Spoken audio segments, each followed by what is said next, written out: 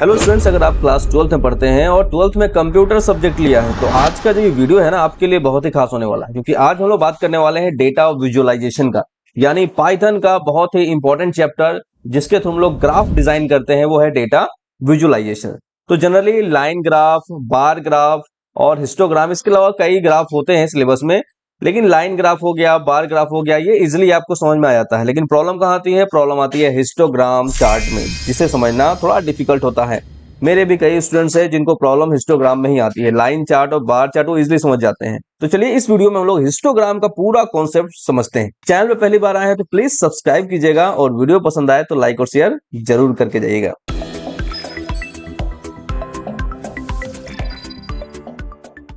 Histogram chart जो है वो कुछ इस तरह से आपको दिखाई देता है। अभी हिस्टोग्राम जो होता है एक ऐसा चार्ट जिसका उपयोग कंटिन्यूअस न्यूमेरिकल डेटा की फ्रीक्वेंसी डिस्ट्रीब्यूशन को दिखाने के लिए किया जाता है। सिंपल लैंग्वेज में अगर हम बोले कि हिस्टोग्राम हमें बताता है कि डेटा के अलग अलग रेंज इंटरवल में कितनी वैल्यू आती है। अब चलिए कुछ डेटा के बेस पे इसको समझते हैं। जैसे मान के चलिए स्टूडेंट्स हैं, इनके ये मार्क्स दिए हुए हैं, कई स्टूडेंट्स हैं जिनके ये मार्क्स दिए हुए हैं।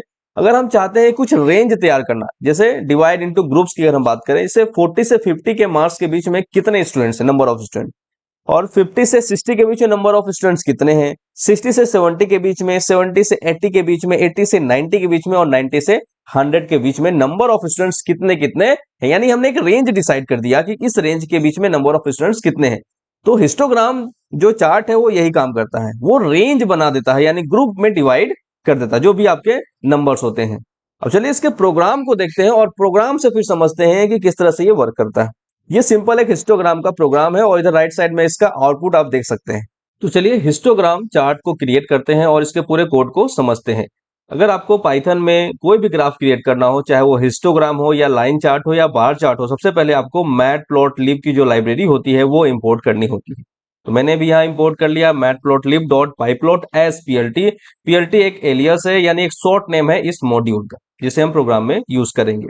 फिर नेक्स्ट हमने लिया एज। एज एक वेरिएबल है जिसके अंदर हमने कई वैल्यू, कई नंबर्स दिए हैं, 10, 11, 12, फिर 12, फिर 13, 13, 14, 14, 14 एंड 15, यानी अलग अलग स्टूडेंट्स हैं जिनके ये एज दिए हुए हैं। नेक्स्ट स्टेप है हमारा plt.hist। हिस्ट क्या होता है? हिस्टोग्राम चार्ट को बनाने के लिए हम लोग हिस्ट फंक्शन यूज करते हैं। अगर आपको लाइन चार्ट बनाना है तो प्लॉट फंक्शन, बार चार्ट बनाना होता है तो बार फंक्शन, उसी तरह से अगर आपको हिस्टोग्राम चार्ट बनाना है तो हिस्ट फंक्शन यूज करेंगे। और हमने जो plt बनाया था एक शॉर्ट नेम, वो हमने यहाँ यूज किया plt.hist।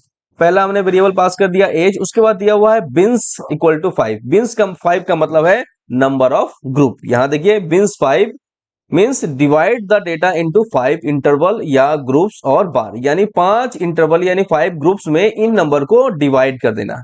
यानी ये जो रेंज दिया हुआ यहां से यहां तक का जो नंबर है ये कितने ग्रुप में डिवाइड होगा? 5 ग्रुप में। क्यों होगा? क्योंकि बिन्स इक्वल टू हमने दिया है 5। बिन्स की वैल्यू अगर 5 आप नहीं देते हैं, कोई वैल्यू नहीं देते हैं, तो इसकी जो डिफॉल्ट वैल्यू होती है वो होती है 10। बाय डिफॉल्ट बिन्स की डिफॉल्ट वैल्यू 10 होती है। उसके बाद हमने यहाँ लेबल यूज किया है, label equal to student age. Label किसके लिए होता है? ये लेजेंड के लिए होता है। लेजेंड यानी आप देख सकते हैं यहाँ पास ये जो आपको ऊपर दिख रहा है ना स्टूडेंट एज, ये कलर जो दिख रहा है ब्लू कलर, तो ये इसके लिए दिया हुआ है। तो ये लेजेंड के लिए हमने लेबल इक्वल टू यहाँ दे दिया। उसके बाद है plt.title, ग्राफ का टाइटल दिया हुआ है एज डिस्ट्रीब्यूशन, एज डिस्ट्रीब्यूशन। उसके बाद plt.xlabel, एक्स एक्सेस के लिए हमने एज लिखा है तो एज ये आ गया। उसके बाद है plt.ylabel, वाई लेवल के लिए number of students, number of students, ये वाई लेवल होता है आपका। और ये नीचे जो होता है, यानी जो हॉरिजॉन्टली होता है वो हो गया आपका एक्स लेवल, और जो वर्टिकली आप देख रहे हैं वो होता है आपका वाई लेवल। उसके बाद है plt.legend, यानी ये जो लेजेंड यहाँ आप दिख रहा है ना, इसको डिस्प्ले कराने के लिए ये फंक्शन आपको यूज करना पड़ता है plt.legend। उसके बाद इस ग्राफ को सेव करने के लिए plt.savefig फंक्शन आपको यूज करना पड़ता है, और जो इमेज सेव होगी वो png फॉर्मेट में होगी और उसका फाइल नेम जो है वो age_histogram होगा। ठीक है, आई थिंक यहां तक क्लियर होगा आपको। उसके बाद plt.show, यानी शो फंक्शन की का यूज करके हम इस ग्राफ को डिस्प्ले करा सकते हैं। क्लियर है? आई थिंक ये पूरा आपको कॉन्सेप्ट क्लियर हो गया होगा। हिस्ट फंक्शन किस लिए करते हैं? हिस्टोग्राम के लिए। बिन्स 5 का मतलब होता है नंबर ऑफ ग्रुप्स, यानी 5 ग्रुप्स बनने हैं, 5 इंटरवल बनने हैं इसमें। क्लियर? और हमने यहां मेंशन भी कर दिया default value of beans is 10। 10 जो होती है बिन्स की डिफॉल्ट वैल्यू होती है अगर आप असाइन नहीं करते हैं तो। अब इसके बेस पे ये देखिए, ये जो वैल्यू है इसके बेस पे ये ग्राफ बना हुआ है। अब ये ग्राफ अगर आप देखेंगे तो इस तरह से ग्राफ आपको समझ में बिल्कुल भी नहीं आएगा।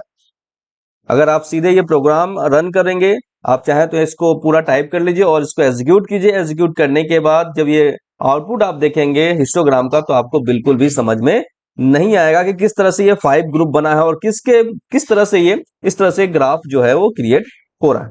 अब चलिए इसके बेस पे ये ग्राफ किस तरह से डिजाइन हो रहा है इसको समझते हैं। वेट करिए, आपको मैं इस तरह से एक्सप्लेन कर दूंगा कि आपको पूरा हिस्टोग्राम का जो कॉन्सेप्ट है ना वो क्लियर हो जाएगा। दोबारा आपको किसी वीडियो को देखने की जरूरत नहीं पड़ेगी या नोट्स उठा के देखना नहीं पड़ेगा, इसी से आपका सारा कॉन्सेप्ट जो है वो क्लियर हो जाएगा। अभी आपको नहीं समझ में आ रहा होगा किस तरह से ये प्रोग्राम एग्जीक्यूट हो रहा है और किस तरह से इसके बेस पे ये चार्ट जो है वो जनरेट हो रहा है। लेकिन ये नेक्स्ट वाला जो पेज है ना, मैं जब एक्सप्लेन करूंगा तो आपको डेफिनेटली पूरा समझ में आ जाएगा। चलिए नेक्स्ट करते हैं।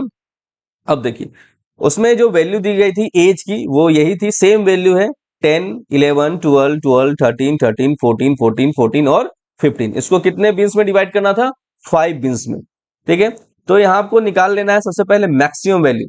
इसको सबसे पहले जब भी ये वैल्यू हो ना तो आप इसको अरेंज कर लीजिए। मान के चलिए कि आप असेंडिंग ऑर्डर में इसको अरेंज कर लीजिए और मिनिमम वैल्यू और मैक्सिमम वैल्यू निकाल लीजिए। तो मिनिमम वैल्यू कितनी है? 10 है और मैक्सिमम वैल्यू कितनी है? 15 है। यहाँ देखिए मिनिमम वैल्यू 10 और मैक्सिमम वैल्यू 15। अब इसके लिए आपको रेंज निकालना पड़ेगा, यानी मैक्सिमम वैल्यू कितनी है? 15 माइनस 10, तो रेंज कितना आ गया आपका? 5 रेंज आ गया। यहां तक आई थिंक क्लियर होगा। अब उसके बाद नेक्स्ट स्टेप आता है स्टेप 2, बिन विथ। अब बिन विथ निकालना होगा, तो बिन विथ के लिए क्या करते हैं? जो भी रेंज आया, रेंज कितना आया? 5 आया, डिवाइड बाय बिन्स, यानी रेंज हमारा आया 5 और बिन्स कितना हुआ? बिन्स कितना दिया गया था? 5। आपने देखा होगा यहाँ बिन्स इक्वल टू 5 दिया था, तो बिन्स इक्वल टू आपको 5 यहां भी यूज करना है। तो ये हो गया आपका रेंज, रेंज आ गया आपका 5। ठीक है, अब सेकेंड स्टेप जो है बिन विथ। बिन विथ कितना आ गया आपका? जब हम 5 को 5 से डिवाइड करेंगे तो ये आया आपका 1, यानी रेंज 5 था, 5 से फिर बिन्स को डिवाइड किए तो वैल्यू आई 1, यानी बिन की विथ आ गई 1 और रेंज हो गया हमारा 5। यानी अब बिन्स की जो विथ है वो 1 होगी, यानी अब जो वैल्यू इंक्रीज होगी, यानी जो रेंज होगा, रेंज की जो गैप होगा वो 1 होगा। ये 1 का मतलब यही है कि जब ये जो ग्रुप बनेगा, ठीक है, नंबर ऑफ ग्रुप्स यानी कितने बने हैं? 5 बने हैं। तो ये नीचे देखिए 5 ग्रुप्स बने हुए हैं, 1 2 3 4 5। ये जो ग्रुप बना है वो 5 है क्योंकि बिन्स 5 दिया हुआ था। अब बिन की जो विथ है वो 1 है, यानी 1 का गैप होगा, यानी 10 से 11 1 नंबर, 11 से 12 1 नंबर, 12 से 13 1 नंबर, 13 से 14 1 नंबर, 14 से 15 1 नंबर, यानी एक एक नंबर का जो है वो गैप होगा और इस तरह से ये 5 ग्रुप बनेंगे। क्लियर है? अब जैसे कि अब ये वाला टेबल पे आइए, ये जो नेक्स्ट टेबल है 10 से 11 के बीच में, आपको यहां देखना है कि 10 से 11 के बीच में कौन कौन सी वैल्यू। क्लियर? इसमें एक लाइन ये भी रीड कर लीजिएगा, लेफ्ट इंक्लूसिव और राइट एक्सक्लूसिव, यानी लेफ्ट वाला जो होता है उसको शामिल करना है और राइट वाले को शामिल नहीं करना है। यानी पहला जो रेंज है वो कितना है? 10 से 11। लेफ्ट वाले को आपको लेना है और राइट वाले को नहीं लेना है। तो 10 से 11 में आपको लेना क्या होगा? लेफ्ट वाले को लेंगे तो 10 हम लेंगे, तो 10 कितना है इसमें? 1 है। इस लिस्ट में 10 कितना है? 1 है, तो हमने 1 लिखा, पहले 10 लिख दिया और हमने बता दिया काउंट में 1 है। उसके बाद दूसरा रेंज क्या बन रहा है? 11 से 12, 10 से 11 हो गया। हमने बताया आपको कि एक एक नंबर जो है इंक्रीज होगा, क्योंकि जो यहाँ पास बिन की विथ आई है वो कितनी आई है? 1 आई। तो 1 का मान के चले कि 1 का डिफरेंस यहाँ प्रत्येक ग्रुप में 1 का डिफरेंस आएगा। तो 10 से 11, फिर नेक्स्ट आता है आपका 11 से 12। 11 से 12 में भी आपको देखना क्या है? लेफ्ट वाला लेना है, राइट वाला नहीं लेना है। तो लेफ्ट 11 हम देखेंगे इस लिस्ट में, 11 कहाँ है? यहाँ 11 है और फिर यहाँ 12 है, तो 12 लेंगे नहीं। 11 कितनी बार आया है? एक बार आया, तो हमने एक बार ये लिखा और यहाँ काउंटिंग में भी 1 लिख दिया। नेक्स्ट रेंज क्या है? 12 से 13। अब 12 से 13 में देखेंगे, ये 12 से 13 है, तो 12 से 13 में हम 13 लेंगे नहीं, केवल 12 लेंगे। 12 कितनी बार आया है? तो 12 एक बार और ये 2 बार 12 आया, 12 2 बार आया है, तो हमने लिख दिया कि 2 बार 12 आया है, तो और काउंटिंग में कितना आ जाएगा? 2 आ जाएगा। उसके बाद नेक्स्ट रेंज क्या बन रहा है हमारा? 13 से 14। 13 से 14 जब हम जा रहे हैं तो यहाँ फिर से चेक करेंगे, ये 13 है और यहाँ 14 है, तो लेफ्ट वाला लेना है, राइट वाला नहीं लेना है आपको। तो 13 से 14 के बीच में 13 कितनी बार है? देख लीजिए, 13 1 टाइम 2 टाइम्स दिया हुआ है 13, तो हमने यहाँ लिख दिया 13 13 और ये काउंट में हमने 2 दिया। उसके बाद है 14 से 15, जो लास्ट रेंज हमारा 14 से 15। अब 14 से 15 चेक करेंगे, आपको ये ध्यान रखना है जब लास्ट रेंज होगा तो हमको लेफ्ट वाला भी लेना होता है और राइट वाला भी लेना होता है, केवल लास्ट के केस में। क्लियर, यानी हम 14 भी लेंगे और 15 भी लेंगे, यानी 14 से लेके 15 तक जो जो वैल्यू आएगी वो हम लेंगे। तो 14 कितना है, 1 2 3, 3 टाइम्स है 14, तो हमने लिख दिया यहाँ पास 1 2 3, और 15 कितना है, 1 टाइम है तो 1 टाइम लिख दिया, तो 14 14 14 और 15, नंबर ऑफ वैल्यूज कितनी हो गई, 1 2 3 4, तो ये 4 आ गया। यानी फाइनल जो हमारा आउटपुट आया है ये है हमारा काउंट करके जो हमने कॉलम बनाया है ना, कि पहला जो रेंज था यानी ग्रुप था उसमें से एक वैल्यू, 11 से 12 के बीच में 1 वैल्यू, 12 से 13 के बीच में 2 वैल्यू, 13 से 14 के बीच में 2 वैल्यू, और 14 से 15 के बीच में 4 वैल्यू। ये हमारा फाइनल है, इसी के बेस पे हमारा हिस्टोग्राम जो है वो जनरेट हो रहा है। अब चलिए इस ग्राफ पे, ये जो ग्राफ आप देख रहे हैं स्टूडेंट वाला, अब इस ग्राफ पे चलेंगे। अब जैसे कि 10 से 12, अब देखिए ये जो बिन्स आप देख रहे हैं, जो रेंज आप देख रहे हैं, ग्रुप जो देख रहे हैं, ये एक्स एक्सिस पे रहेगा, ये एक्स एक्सिस पे हो गया, ठीक है। और नंबर ऑफ स्टूडेंट्स की अगर हम बात करें तो नंबर ऑफ स्टूडेंट जो है ये आ गया आपका इधर वाई एक्सेस के फॉर्म में, क्लियर। अब जैसे ये 10 से 11 के बीच में कितना आया, 1, तो यहाँ आप 1 कैंडल देख रहे हैं, ये देखिए ये केवल 1 कैंडल आपको दिख रहा है। 11 से 12 के बीच में 1 कैंडल, तो ये देखिए सेकंड जो रेंज है, ये सेकंड वाला रेंज, ये पहला रेंज हो गया, फिर ये सेकंड वाला रेंज इसके लिए, ठीक है, ये पहला वाला इसके लिए, सेकंड वाले रेंज में भी कितना है 1, तो यहाँ 1 पे 1 कैंडल आ गया। उसके बाद थर्ड है 12 से 13, 12 से 13 के बीच में कितना है, 2 है, ठीक है, काउंटिंग में 2 है, यानी नंबर ऑफ स्टूडेंट कितने हुए, 2, तो यहाँ हमने देखिए एक और ये 2 कैंडल मान के चलिए कि 2 दिया हुआ है, तो नंबर ऑफ स्टूडेंट कितने हैं, 2, तो ये इसके लिए हो गया।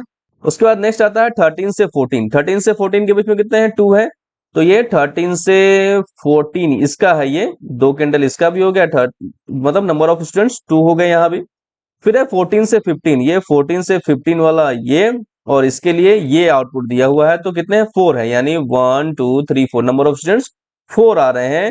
यानी 14 से 15 के बीच में जो एज है वो 4 स्टूडेंट्स हैं जिनकी एज जो है वो 14 से 15 के बीच है, तो ये आ गया आपका 4, यहाँ आपको 1 2 3 और ये 4, आप यहाँ से मैच करेंगे इसको, ये इस तरह से आप देख सकते हैं, ये इस तरह से जा रहा है, तो इस तरह से ये मैच हो जाएगा।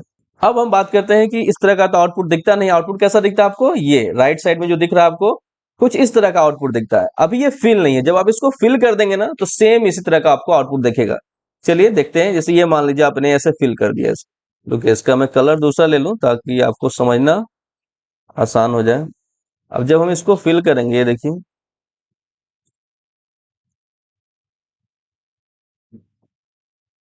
फिर ये यहाँ ऐसे फिल हो जाएगा, ये देखिए